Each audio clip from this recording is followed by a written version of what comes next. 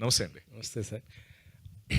'God father' అందులో విలన్‌గా చేశారు. ఆ సినిమా మీకు ప్లస్ అయిందా? మైనస్ అయిందా సార్?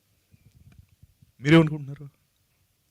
నేను ఒకటి అనుకున్నా. మీరేమనుకుంటున్నారు అసలు? అంటే నాకైతే అద్భుతమైన ప్లస్ సార్ అది. అంటే అందులో నాకు ఎటువంటి అంటే మీరు ఎందుకు అడిగారా అని నేను మీరేమనుకుంటున్నారని అడిగాను. చెప్తాను. అంటే డెఫినెట్లీ ప్లస్సే కదా సార్. అంటే ప్లస్సే. అందులో అది నేను వచ్చిన తర్వాత కాదు, చేస్తున్నప్పటి నుంచి అది it's a huge.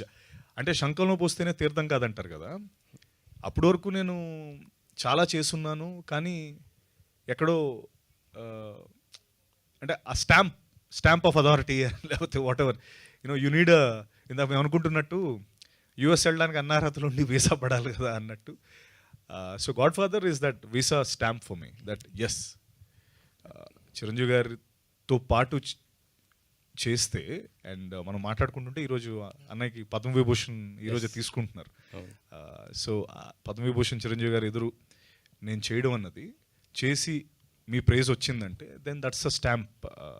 So definitely అండి, 100%. అదే 'గాడ్ ఫాదర్' తర్వాత మరి మీకు అలాంటి క్యారెక్టర్స్ ఆఫర్స్ ఏమైనా రాలేదా? వస్తే మరి వచ్చాయి సార్, కానీ అంటే ఆన్ పార్ రాలేదండి.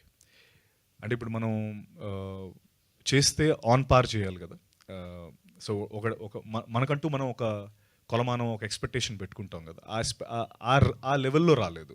వస్తే గ్యారంటీ చేసేవాడిని. అబౌవ్ రావక్కర్లేదు, ఆన్ పార్ వస్తే చాలు. ఆన్ పార్ రాలేదు.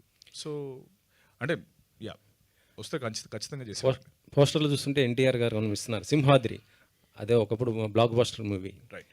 సో అంటే ఈ సినిమాలో మీరు ఎన్టీఆర్‌కి ఫ్యాన్‌గా ఉన్నారా? లేకపోతే ఇంకా క్యారెక్టర్ యాక్టర్?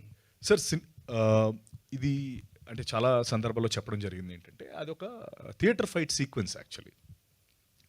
సో ఆ థియేటర్ దగ్గర ఒక సీక్వెన్స్ మొత్తం జరుగుతుంటుంది. సెట్ అంతా అందరం తారక్ గారి అభిమానులు. అంటే నాకు తారక్ గారు అంటే తారక్ అన్న అంటే చాలా ఇష్టం, డైరెక్టర్ గారికి చాలా ఇష్టం.